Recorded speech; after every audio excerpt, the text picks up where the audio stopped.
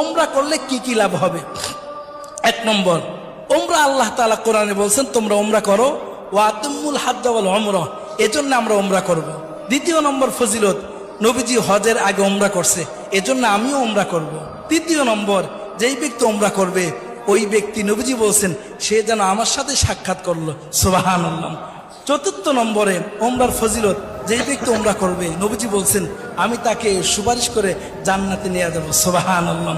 পঞ্চম নম্বরে, ওমরা করতে গিয়ে আমরা বাইতুল্লাহতে নামাজ পড়ি, 1 রাকাত নামাজে 1 লক্ষ রাকাত নামাজ পড়ার সওয়াব পেয়ে যাব, সুবহানাল্লাহ।